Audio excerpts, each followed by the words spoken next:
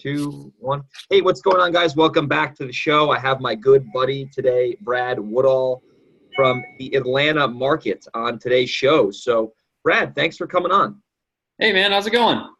Good, man. How you doing, man? How's everything down in good old ATL? Good. We actually got a snowstorm coming tomorrow, which is kind of rare for Atlanta. Wow. So we'll see how that goes. Interesting. That's definitely you don't see that too often down in the good old South. We get like one a year. I say snowstorm. We'll probably get like 1 inch, and then the city will shut down, and it will be mass pandemonium. That's right. And then school, no school or anything. I just literally got an alert a second ago that one of the counties just announced they're closing schools. So that's crazy, man. Up where I'm from in New York, man, you got to get 2 or 3 inches, and they're considering it 5 inches. It's shut down. So right. Definitely interesting, man. So thanks for coming on. So if you guys don't know, Brad's a pretty big investor down in the Atlanta market. In the same mastermind as him called Investor Fuel, and we met through there, and we became pretty good buddies. I think we've probably been in the business for pretty similar lengths. We're not 10, 20-year vets, but we've been in the game for a few years now, so we have some experience. So, Brad, would you mind kind of giving everyone just kind of your background and an introduction, and just tell the listeners more about who you are and what you're doing? Yeah, man. Cool. So I'm in the Atlanta market. I primarily invest kind of on the north end of Atlanta, so from like I-20 north. And then I live like up north of Atlanta, about 40 miles north. But there's not a whole lot of houses up here where I live, so I kind of invest further south of me. But to do that, I started, I guess, officially at it, kind of flipping wholesale and stuff in 2016. Towards the beginning of 2016. And, back in 2015, I was making some offers on foreclosures and stuff like that, but never really doing anything, just sort of dabbling. And then, I was doing it part-time through 2016 and then all of 2017 while still working a full-time job. And then in 2018, I quit my corporate job and went full-time at it. And, didn't look back and been just hustling ever since, just trying to, keep going, keep my head above water and make something out of this, so. That's awesome, man. That's awesome. So I really wanted to bring Brad on because there's probably a lot of people here who are listening. Maybe they have full-time jobs, part-time jobs. They want to do this full-time, but they think it's tough. And it's certainly not easy, but Brad's a real good example from having a full-time job to pivoting, obviously doing deals on the side, and then eventually coming into this business full time. So let's kind of unpack the whole how you quit your job to become a full-time investor. That's kind of the theme of today's show. So let's kind of go back and unpack this whole thing. So from the time you started, and you obviously had a job, till the time you were ready to quit your job, right? You were like, okay, I'm going to do this full time. This is my main business. So let's kind of discuss that evolution. So like when you started, what were you kind of doing? What were your activities? What was like maybe your deal volume? And then when did you know it was time to quit that job? And what's some of the best advice you can give for the listeners here who want to strategically do this business and quit their job and do it, responsibly and not have to march down to the bankruptcy court? So when I first got started out, I wanted to do fix and flip stuff, rehabs and stuff. Yeah. And I got I started doing marketing and stuff like that. And I guess you could call it my first deal I did was with a large high volume brokerage. There's a couple big ones that tend to go after new investors. Sure. I won't mention any names. But lost some money on that one. Lost a non-refundable earnest money deposit because I trusted some numbers on that deal that they had told me. So definitely always run your own numbers. And ended up deciding to just bail out on that deal early because I could have made money if I stayed in it if nothing went wrong. But something always goes wrong, as I've learned over the years. Oh, yeah. Always. Always. Always. Yes. All the time. If it's going right, there's something wrong. I'm skeptical. If everything's going right, I'm like, okay, where is the falling piano from the sky? Because you have to be like conservative. You got to be. So anyway, I did that one, bailed out on that one, but then during the interim of that one, I locked up another deal from some direct mail marketing I did, and it was an absentee owner. It was a house kind of near where I live.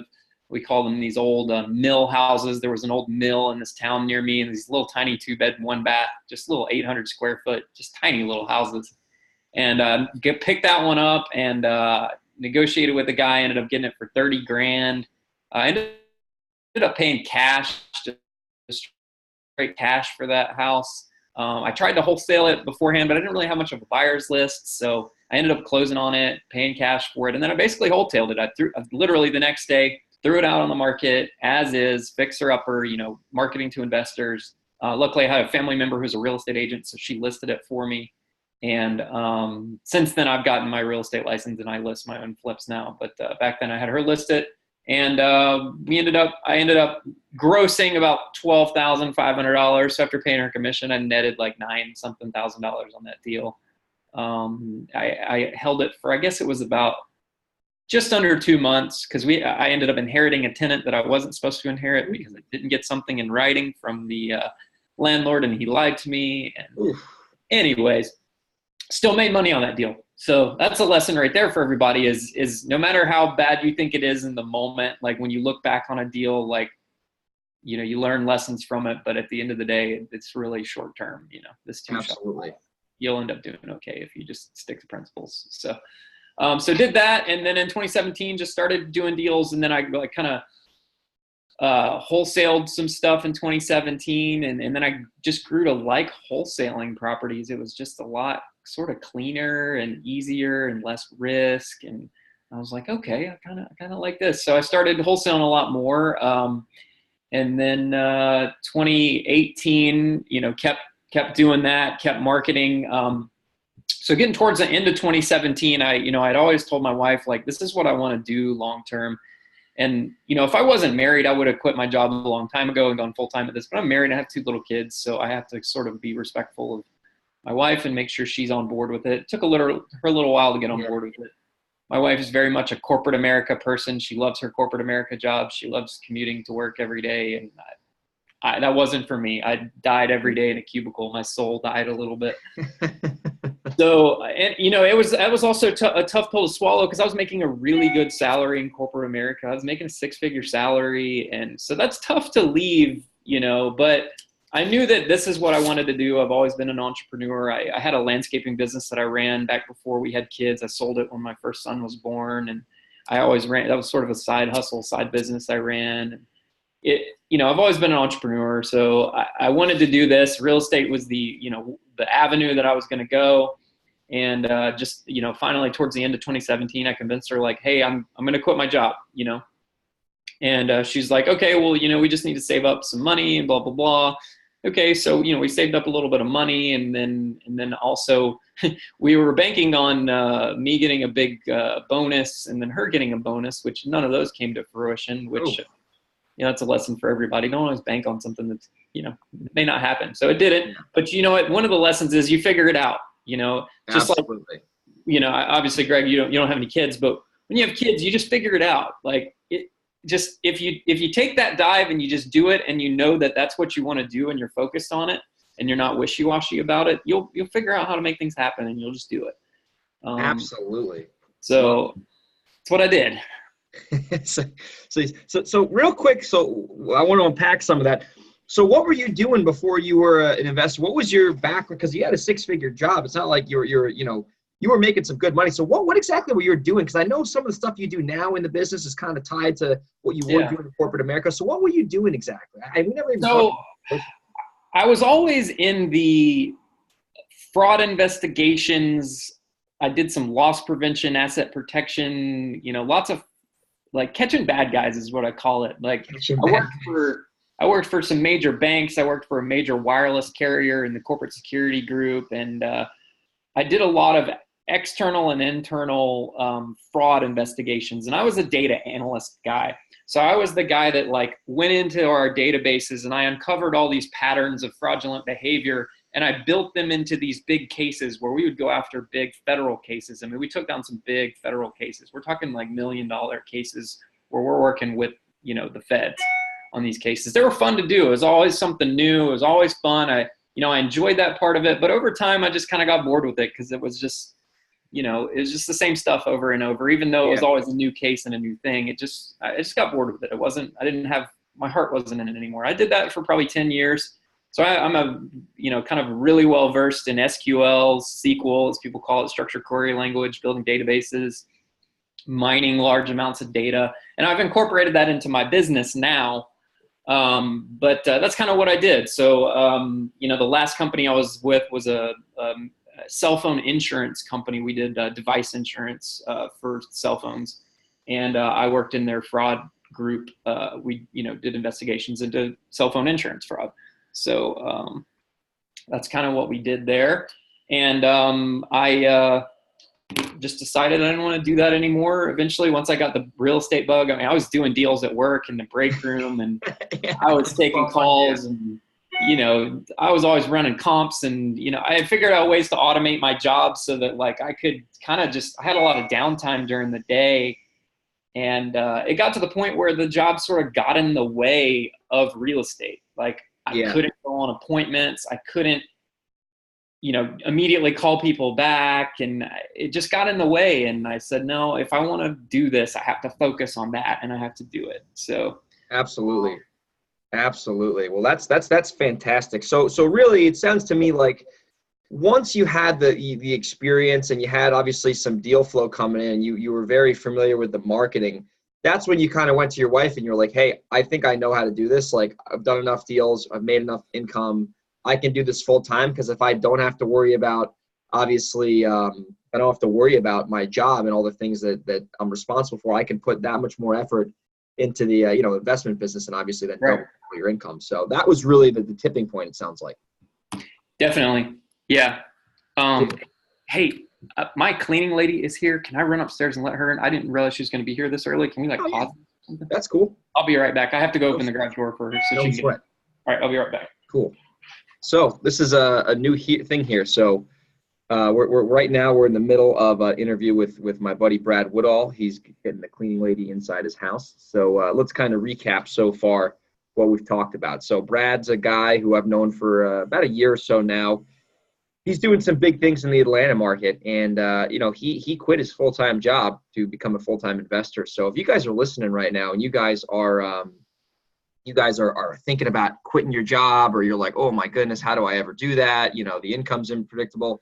This is the interview to listen to, ladies and gentlemen. This is absolutely the interview to listen to. So Brad, so now we're going to transition here. So I think we gave some good tips for people who want to quit their job. Make sure the income's there, and if you're brand new, I would say don't quit your job. Once you have the experience and you know, okay, if I do X, I get Y, and you have that predictability, probably with marketing, that's when it makes sense to do it responsibly. Right. That's when I had a steady marketing groove going. I was, basically just putting all my money back into marketing, right? Yeah. I wasn't really taking it, when I was working my full-time job, I wasn't really taking any money out of the business. It was all just going back into the business to grow the marketing and that sort of thing. So yeah, and you just have to, you have to make sure, I convinced myself, I'd done enough deals where in 2017, I closed out 7 deals in 2017 while still working a, full-time job. So I kind of knew okay, I got this figured out. I know what I need to do now. So exactly. You had the experience. That's the key. So let's pivot here. So Brad, today, obviously, your background's very interesting. So what does your business look like today, January 28th, 2019? What does Arborview Properties look like on a day-to-day basis? So right now, my focus this year is really building out a team of people. Last year, I kind of started that game. So I think it was in March of last year, I hired my first VA. He pulls all my lists for me, extracts the data for the list from all the different websites and things like that. He's just like a data entry kind of thing. Sure. So did that, hired my first VA. I hired an acquisitions manager in late summer, just to kind of go on appointments for me.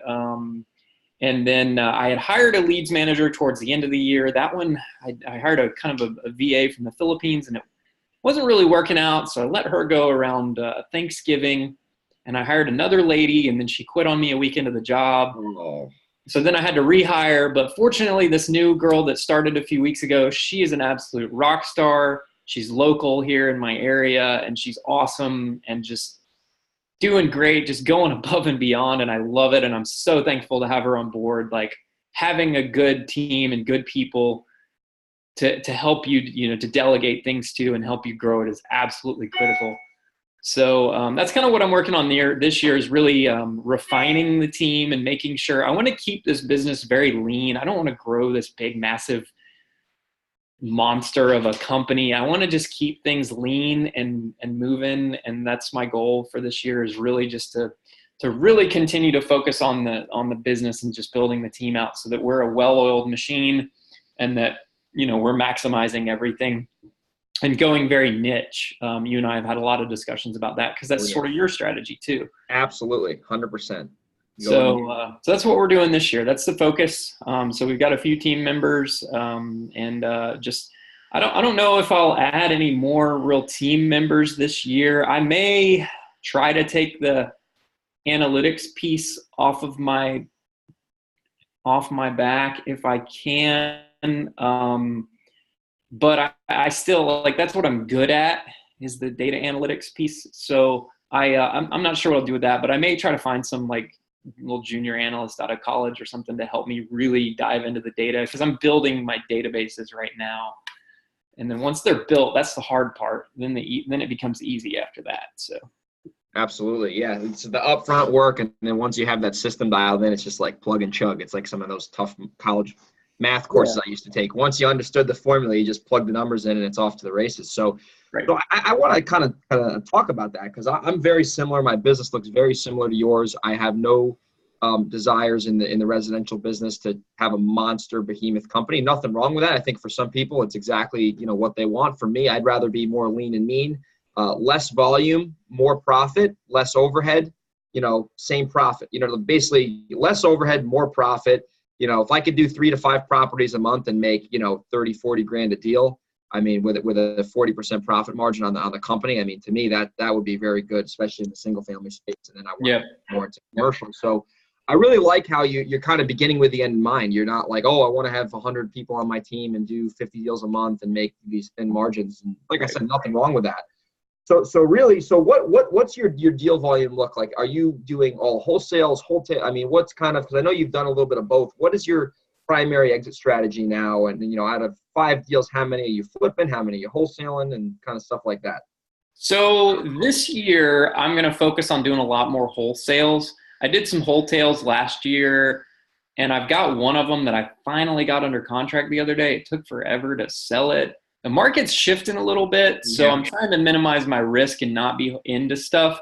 So I'll still do some wholesales this year if they're really just home runs, and I know for a fact that, like, because this one that I'm right now that I bought it in September, and I was, hoping to have that thing gone within 30 days, and it just has been a nightmare. And I was, originally projected I was going to net $35,000 in profit. I think now at the end of the day, I'm probably going to net like 10.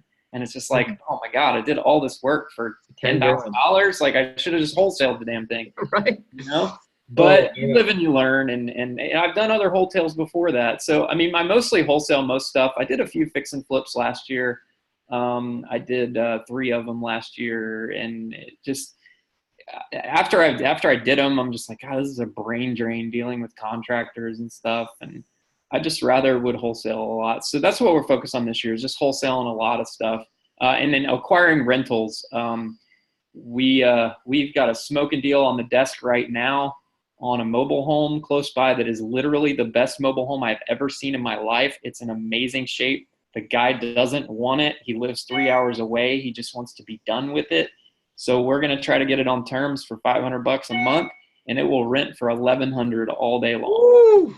Damn, what a deal that is. My goodness. Holy cow, I'm moving to Atlanta. Hopefully today. That's a rarity, though. Most mobile homes around here are in pretty bad shape. This is literally the best looking mobile home I've ever seen. It is in incredible shape. We have to put laminate floor in one room and finish some trim and paint the walls. That's it. What's a trophy mobile home, if that's even possible? No, that's awesome. Well, listen. Yeah, I agree with you, man. That's kind of, we're very similar in our business models, man. Primarily wholesaling. I'm starting to wholesale some more stuff right now. we won't be afraid to rehab, but, I just did like a mini rehab in Grand Prairie, which Right. is DFW, but it was a minimal, minuscule, Right. roof, carpet, Right. toilets, we're not taking walls down or doing anything crazy like that. Nothing wrong with that, but it's just not my zone. So Yep. awesome, Brad. So we're very, very similar in the way that we operate here. And then also I want to get more into rentals too. So I've been generating. Yep. I've got a goal this year to pick up at least 5 rental properties this year. I want to have, by the end of the year, have at least 5. Oh, so totally, dude. I had some in the past and sold them off, so I need to get some more back in my portfolio. So yeah, man, I think totally especially with some of the marketing that you and I are doing. I mean, my goodness, some of these you could even buy them and then refinance out of them, get all your cash out, and then you're just in the deal for nothing. So Brad, what are some keys to success in today's market? Like, obviously we both discussed the market is changing. We're both in competitive markets. So if you had to tell a new investor right now, hey, you want to have success, let's just call it, a deal, from going from never doing a deal to a deal right away. What's your, 1 or 2 pieces of advice you'd give that new investor to have some hyper growth success in today's competitive market? Because it's not, it's not easy to get deals nowadays. You got to know what you're doing. You got to know how to advertise and sell. You got to focus on picking something and just going after it, and do things that not everyone else is doing, right? Everybody and their brother, what everyone else is doing and everyone's talking about, like, you should try to find something different to do. You need to be unique, because you got to sort of stand out from the crowd. Maybe if you're, like me, what I've found is marketing to more like rural markets, there's not people marketing there. So like I did a direct mail thing last year to a tax delinquent list in like a far north county of Atlanta, and my response rate was 15%. 15%. Crazy. That's versus a 0.5% down in the metro counties. Yeah, like Fulton County. Yeah. So focus on that stuff. Also, don't be super eager to do a deal. Stick to your principles. Hustle every day to get to that point to do a deal, but don't be so eager to just pick any deal right off the bat. You make your money when you buy, and you got to buy right, especially in this changing market.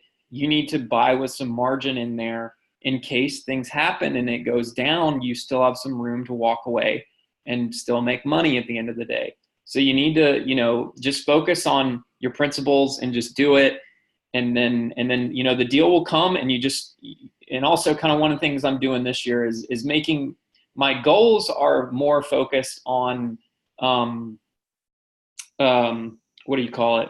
Like, I need to spend X amount in marketing, not I want to do X amount of deals. Yeah. My goals are based off of the things I need to do to get to that point, right? Yeah, the controllables, basically. Correct. I love it. It's no, it's awesome. So don't focus on. So basically, have you ever heard of the book, The 4 Disciplines of Execution? I have not. No. It's basically what you're saying. Like, there's 2 things. There's lead measures and there's lag measures. The lead measure is something like, hey, how many sales calls do I need to make? And then the lag measure is to get the sale. So if I make 25 sales, or what you're saying, if you spend $5,000 in marketing, that the probability of that generating 4 deals for you is going to be much higher, instead of just saying, oh my God, let me do 4 deals. No, what's going to get me 4 deals? That's freaking fantastic advice. Yeah. So awesome. Yeah. That's so definitely, awesome. That's what I would do, and just really focus on doing the things, the actionable things that will get you deals, which is marketing and which is sales tactics, right? That's another thing we're working on a big time this year is, I signed up for REI Sales Academy last year. Shameless plug, I highly recommend that. I know you're involved in that, Greg, but great, just absolute gold material.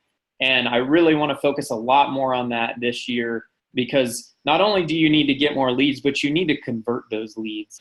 And that was one thing we've really been sort of failing at towards the second half of the year. I brought in my acquisitions guy, and I sort of just dumped it off on him. And now at the beginning of this year, I'm realizing I need to get a little bit more hands-on back into that to make sure that we're doing the steps we need to do to convert every single lead possible, and building some systems and processes out with my new leads manager so that everyone has a focus and everyone's doing that piece to get us to the goal, so.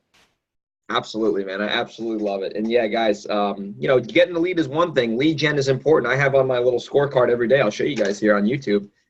the objective is to get at least 2 leads, like minimum 2 leads a day. I mean, I like to get more, but like I measure that every single day. It's like I have a scorecard right here. You know, I got my KPIs, I got the leads. Like, guys, leads are the lifeline of this business. So if you're not getting leads, you do not have a business. Like if you're not getting at least a lead a day, like at the minimum, well, and I'm targeted, I do lower volume, but you need to get leads, whatever you need to do. If you're brand new, I think bandit signs are a cheap way to do it. Cold calling, driving for dollars. You got to be scrappy, you know. And Brad and I, we started and we were new. We probably didn't have the most money in the world. We didn't have the most experience, but we understood that you have to get leads in order to make offers.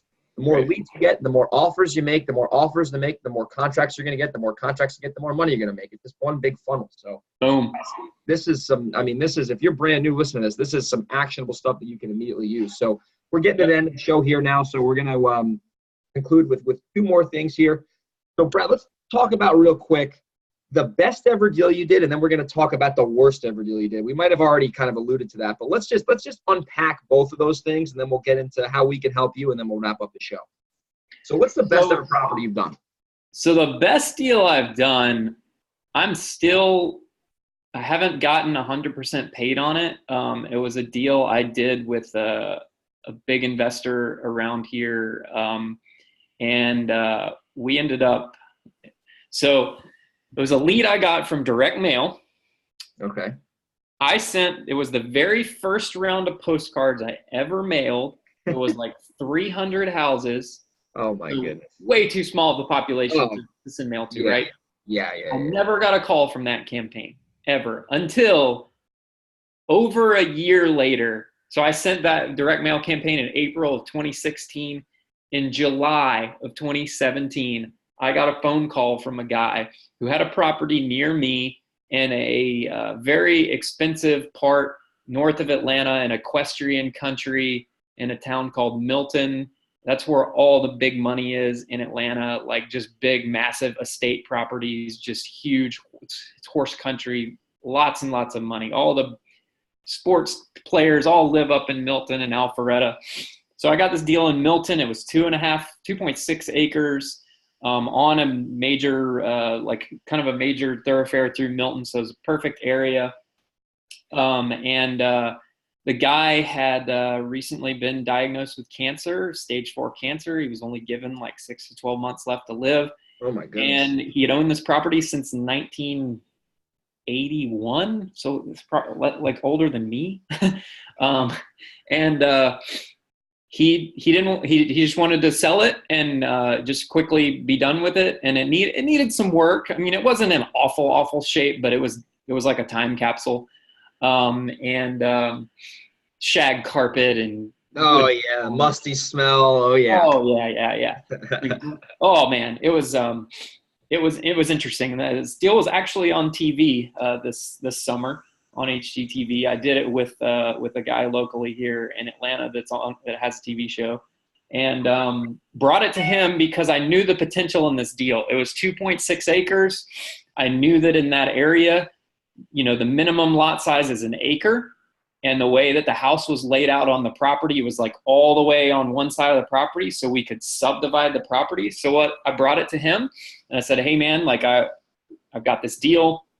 So we did a percentage kind of split of it, where I would get a percentage of the profits on the backside. I didn't make any money on the front side, but I knew that this deal was going to be a home run deal, and ended up working out awesome. So what we did is we went in and rehabbed the existing house, and they rehabbed it for the show for HGTV. So it was like all macked out. Just it was $116,000 rehab.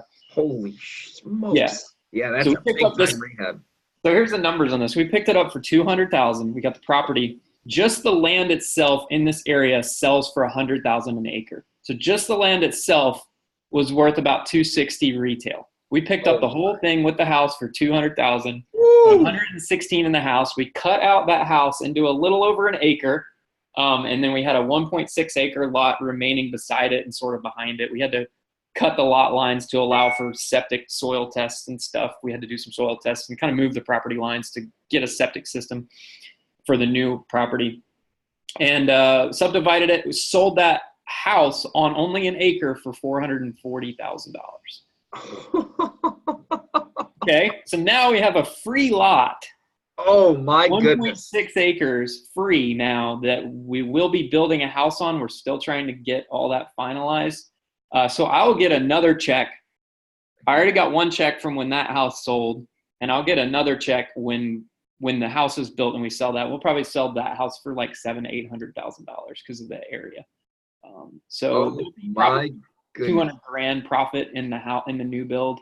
So holy smokes, my man. That is a freaking, I want to find more of those sellers selling their acre, their property. Hey, you know, he didn't call me until over a year later, and I showed up to the appointment, and he had because I recognized that postcard. It was like this full color glossy postcard with a house. It was all fancy. I was new, and I didn't realize that I don't need all that fanciness.